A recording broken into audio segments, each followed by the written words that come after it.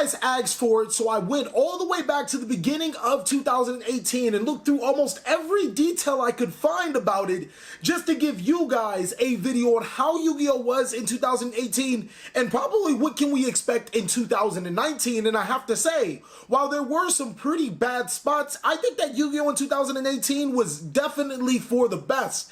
There were so many new strategies that came into Yu-Gi-Oh that were exciting to play, and while we did have to deal with FTKs, I think that you can pretty much call 2018 FTKs. I think Konami has learned from it, and hopefully we won't have to deal with any more. I'm TheCaliEffect, and if you guys want to see more videos like this, they're going to destroy that subscribe button. But more importantly, go ahead and that notification bell because, well, we just too strong. Also want to give a special thanks to every single one of my Patreons. Without you guys, videos like this would not be possible. Also, a mad shout out to our newest Patreon, Kristen Miralis. Welcome to the clan. I hope you enjoy your stay. Make sure to add yourself to that Discord so we can add you to the super secret top dog group. Without further ado, I present to you how Yu-Gi-Oh has changed inside of 2018 and a little bit of what you guys can expect inside of 2019. One of the biggest differences between 2017 and 2018 is while 2017 did have Master Rule 4 for a portion of the format, 2018 really ramped that up, and it started off with the Extreme Force set. Now, as you guys know, pendulums were hit really hard inside of the Master Rule 4 concept, only being able to spell summon pendulum monsters to your extra monster zone infinite from your extra deck without having a link monsters first. Extreme Force pretty much fixed that entire problem by giving us one of the most busted pendulum monsters for its time in Heavy Metal Foes Electromite. We also received Saryuja, Isol, and Colt by the Grave, as well as Inspector Border, Mech Knight support inside of that set. So Extreme Force kicked it off really well by getting pendulums a huge boost into competitive relevancy, and I want to say the top decks at that time were Spirals, Pendulum Magicians, and True Dracos. Spiral still having triple Firewall at that time, as well as all of their cards almost as unrestricted, running chaos around the Yu-Gi-Oh card scene. Probably the best, actually the best Link deck of that time. Pendulum Magicians having access to Electromite allowed them to do some really funky plays and drop with some really good negates. Now keep in mind, Extreme Force also gave us the Mystical Beast monsters, so being able to make Naruto, Jackal, and Vortex boards were extremely easy due to this set. True Draco still had Masterpiece, but a lot of things will change once the Fire Nations attack with our first Forbidden List inside of February.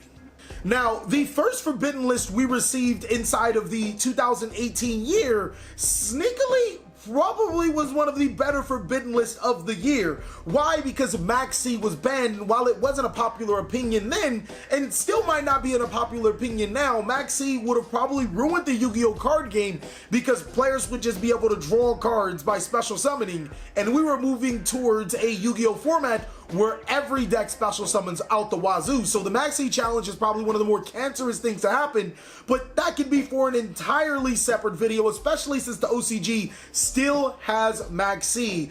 Token enablers such as Dandelion and Blackwing Gofu were also banned, for rightfully so, because we were moving more towards links, and those cards, while they were great catalysts inside of 2018, they would become more problematic inside, or 17, they would become more problematic inside of 2018. Firewall Dragon, Grinder Golem, and Spiral Resort will all hit to 1, which was another card that created tokens, as well as Spiral having to tone down their competitive viability for once because that deck was overly dominant. Furthermore, some cards that we seen off the Forbidden List completely didn't make a huge impact initially, but later on into the year decided to take their impact in different parts of the format. Blackluster Soldier, Torrential Tribute, and Mind Control were all really good cards and are still really great cards to this day. Torrential Tribute making immediate impact, while Mind Control and Blackluster Soldier seeing later play inside of the format, or the year. Duh. You would think that with that Forbidden List, the entire landscape would change. It kind of did. Pendulums evolved from a pendulum control deck to not only being able to control, but our very first FTK inside of the format was Pendulum FTK. Using Starving Venom to FTK your opponents to copy your FTK cards was just amazing. And what was insane about this deck is that even if it didn't FTK you, it can still play a control board where it can drop cards like Odd Eye's Vortex, Naruto the Moral Leader, and still have Jackal Kings in its arsenal. Following up next was still the True Draco concept, because Masterpiece was such an insanely powerful card. It being unaffected by monster spells or traps gives you the option to be able to play against any deck competitively. Trickstar's also seen a rise because the Droll Reincarnation lock was insane, and also the deck had so much synergy with what we had right now. Scapegoat was at 3 and Trickstars took full advantage of it. The last two decks to take complete advantage of this new list were 60 card decks. I just want to say 60 card decks because that's exactly what they were. Being able to abuse That Grass is Greener was pivotal to these strategies. Whether you ran a Lightsworn variant, a Dino variant, a Lightsworn Zombie variant, That Grass is Greener was the pivotal component to making these decks viable. And then Gem Knight FTK hit the scene, because why not? FTK year, FTK, you get an FTK, you get an FTK, everybody gets an FTK with nothing being hit directly, well, until this Forbidden List came around. The May 2018 Forbidden List sought out to destroy every viable Yu-Gi-Oh deck and force all of us to start all over, yet again. Astrograph Sorcerer, Ancient Fairy Dragon, Masterpiece, Starving Venom Dragon, Rank Up Magic, Argent Chaos Force, and That Grass Was Greener were all hit on the Forbidden List, effectively ruining our entire meta.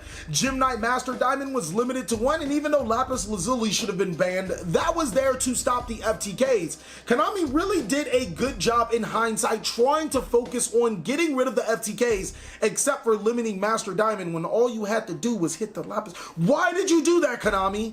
Konami also sought to rebalance True Draco by giving us Ignis to 3 and Dynamite the True Draco fighter. So it looks like that they felt that Dynamite, or not Dynamite, it looks like they felt that True Dracos was a balanced deck, but definitely needed some changes to stay inside of the competitive scene, and Masterpiece was a card that was too problematic. So the first 4 months of Yu-Gi-Oh, you guys could say, was basically playing with the older decks. We really didn't experiment too much with Link monsters because we didn't have a lot of viable Link decks. And then on top of that, when we did have a Link deck such as Spiral, it was a little too busted, so it needed to be hit. This time around, Flames of Destruction completely changed Yu-Gi-Oh! In how we see it. If you ask me, Flames of Destruction is probably one of the best Yu-Gi-Oh! Sets of all time.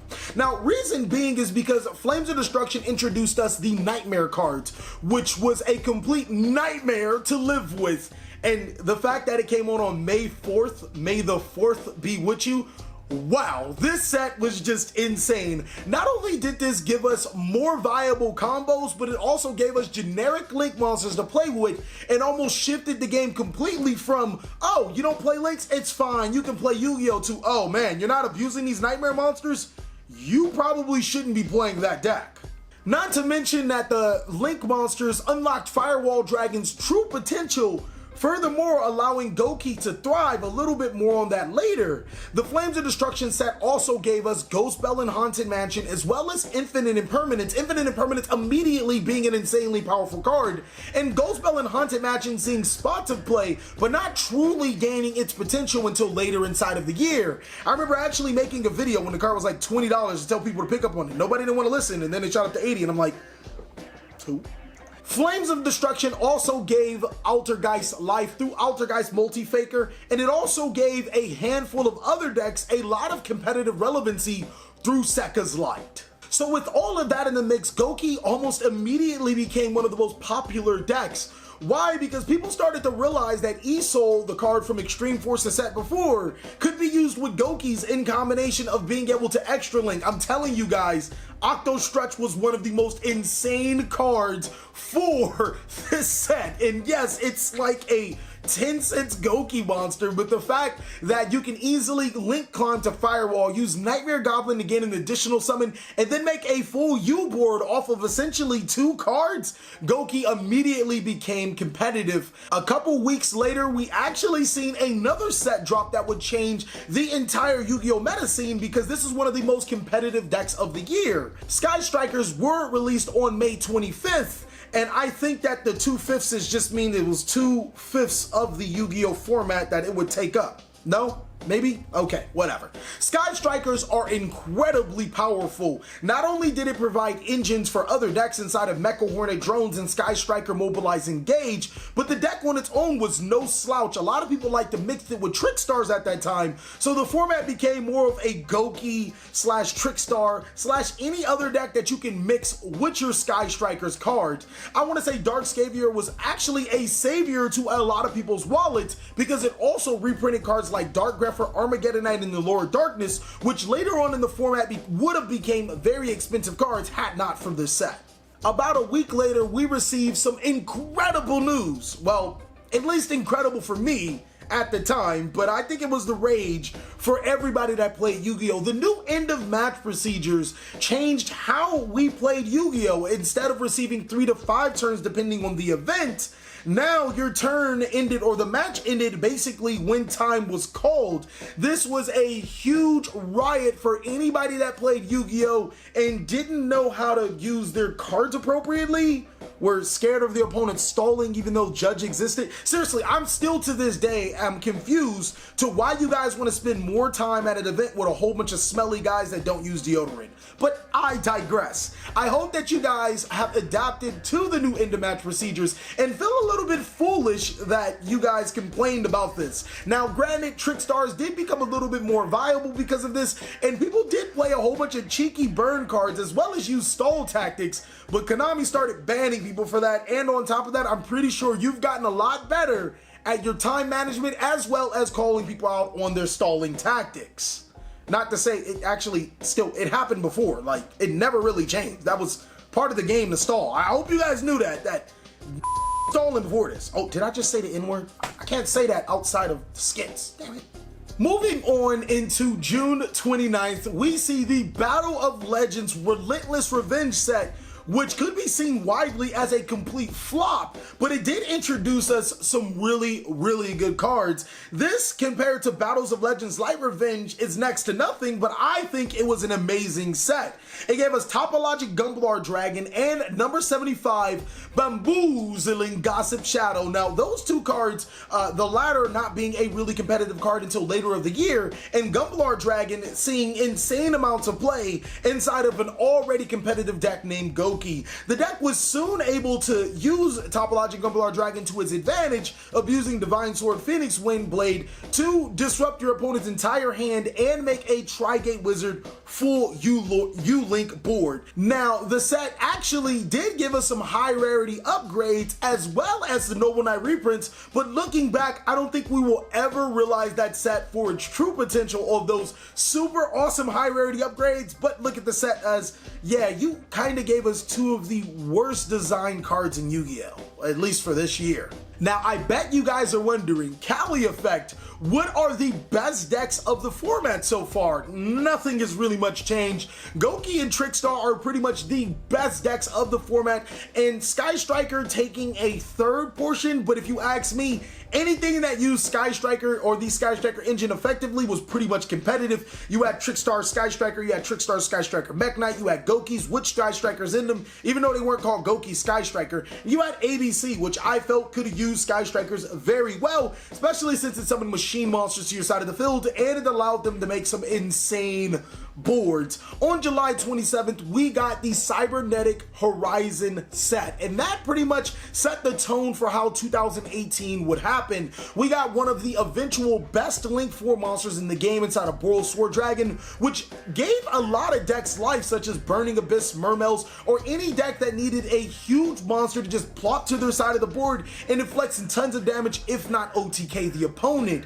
We also received our own TCG exclusive inside of the Danger archetype, which looked completely harmless at first. This is actually when Danger monsters were like, oh, they look pretty good, kinda, but not really. But soon enough, they might be good. They felt really hit or miss, especially with their spell and trap cards that we received with the danger cards.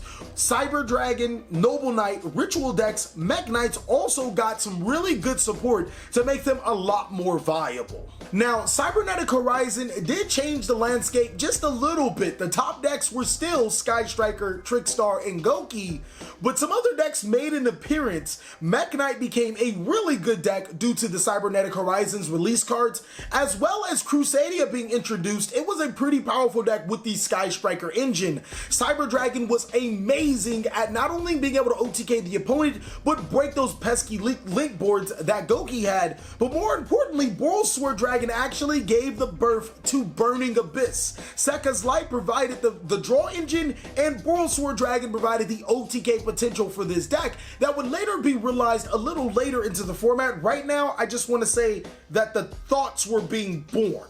The September Forbidden list changed a lot for Yu-Gi-Oh! It was another list to preemptively hit FTKs that were going to happen in the format, so you can't necessarily say that, hey, Konami, you messed up. Even though hitting Cannon Soldier would have been the better option, they still decided to hit a Assault Core. They also banned Nightmare Goblin and MX Saber Invoker, as well as bringing your boy Elemental Hero Stratos off the Forbidden list. Now, it did come at the cost of limiting a hero lives, and Stratos wound up not doing anything. But that's just for you fanboys to be happy that Stratos is finally off the list. Sky Striker Mecha Hornet Jones was also hit the one, effectively ruining any deck that wanted to run Sky Strikers as an engine, for the exception of Trickstars. Now, Semi-Limited, Terraforming, Scapegoat, and Called by the Grave were all hit to effectively curb some of the top decks of the format, namely Trickstars and any deck that relied on a field spell. But the next part of this format makes you a little uncomfortable. While Trickstars, Goki, Sky Striker, and Altergeist became some of the top decks of the format, only darkness approached for us, ladies and gentlemen. October was the beginning of the end for us. Now, we did get a Legendary Heroes decks that introduced some cool cards, such as a Rongo as a reprint, as well as a new Phantom Knight Link monster that would take over the format in the later portions of the year. It also gave us some pretty healthy reprints, such as all of the Warrior counterparts, such as Blue Mountain Butterspy, Junk Forward, and even Destiny Hero Malicious. Later into that month, we will receive the Soul Fusion set, which, now that you look at it, is kind of lackluster outside of the Thunder Dragon support that we received.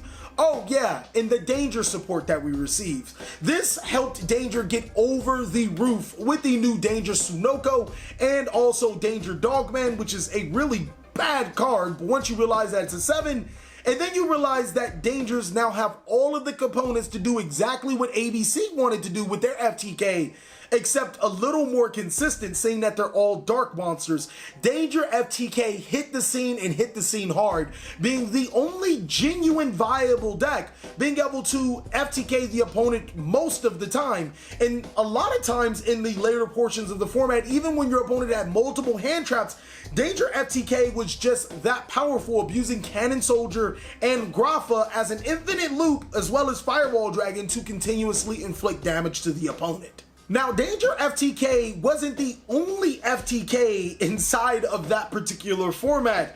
We also got Red Eyes FTK in a revitalized version of Gem Knight FTK. So yes, you guys could probably see why 2018 is the year of FTKs. We've received, or could have had, at least 7 FTKs of this format. We got 5 of the 7. So congrats, Konami, for preventing the ABC FTK and the other FTK, but you know, bad job for not hitting the problematic cards such as Cannon Soldier. While Thunder Dragons were a very powerful deck, and so was some other decks of the format, Goki, Trickstars, and the like, I feel that it was really overshadowed by the FTKs and the people playing them just to get a free win. I'm not saying that it's a shame in playing to win, but at the same time, if I wanted to play Solitaire, I would probably stay at home. Now, one of the last great things to happen in Yu-Gi-Oh! For us in 2018 was a side set. If you guys haven't been catching on, I haven't mentioned every single set that we received because they didn't have a lot of relevance. This one was seen as another set that had no relevance but took Yu-Gi-Oh! By storm a little later. The Prank Kids archetype was debuted in the Hidden Summoner set. Now, yes, we got the Mayakashis, which were thought to be a really good deck and turned out to be another FTK deck. And we also got, oh man, I don't even know what the other card set is called. What is that other archetype? It was trash. Free. It was really, the Nephthys cards. Yeah, those were trash. Let's not talk about those. We got those inside of the Hidden Summer sets, as well as some pretty critical reprints to Rivalry of the Warlords, as well as Gozen Match. We also got some reprints for the Thunder Dragon archetype, making it a little more palatable inside of Gold Sarcophagus and Thunder Dragon itself being reprinted. So I thought that was worth mentioning, that we got some competitive cards, as well as a deck that can be seen as competitive by some, seen as a fluke deck by others. But more importantly, you can't take away that the deck did win a YCS. December 2018 rolls around and we see one of the best forbidden lists that Konami has ever articulated. Not only did it address the problematic cards, it only addressed the problematic cards. Now granted, it could have went a little further like I suggested in the video that I had before the forbidden list, but I'll be happy with what we got. We got Firewall Dragon being the first boss monster with Plot Armor, the main character card, to get banned. I still have to say that. Firewall Dragon will never get banned. It has Plot Armor. Ha ha ha. Yeah, okay, sure. We also got Armageddon Knight being limited, as well as Destiny Hero Militias being limited. And then Konami fixes their wrongs by unlimiting a Assault Core, as well as Called by the Grave. Currently, the top decks of this format is Rongo Turbo, Thunder Dragon, Sky Striker, Trickstar, Danger FTK, because that didn't, it's still a thing, and Prank Kids. No matter how much you hate them, they've been topping regionals left and right, as well as them winning YCS Milan. It's kind of, one of those things you just have to accept as at least a tier 2 viable deck. Yu-Gi-Oh! Is really interesting. I want to say one of the next biggest things to happen in Yu-Gi-Oh! Was the end of an entire era. That's right, ladies and gentlemen. We will no longer be receiving Shonen Jump subscriptions past this subscription, so it's definitely something to reflect on. Looking at Konami's thought process, I know that they really don't want to see FTKs inside of Yu-Gi-Oh! But will they actually have the foresight to get rid of it? With us already knowing that we'll receive more danger support and FTK is still running rampant here and there inside of the Gem Knight FTK and the Red Eyes FTK, as well as the new Danger FTK, one would wonder, is Yu-Gi-Oh! Just going to be filled with FTKs until Konami finally gets it and makes another master rule change? Or will Konami actually be able to hit these cards or hit these problems before they become too much of a problem, putting more stress on the forbidden list? I think that 2019 will be interesting. If it follows this exact same formula, we'll receive more links. Every deck that we have played right now will get destroyed, but some will survive and become really, really viable decks. Thank you guys so much for watching another segment of The Cali Effect. I really hope you guys enjoyed this video. If you did, go ahead and give it a like. And if you didn't, let us know down below in the comment section what we could do to be better. Please like, comment, subscribe, but most of all, enjoy. I hope your 2019 will be as good as mine will. Wait, I'm actually gonna make more videos. Why did I say that?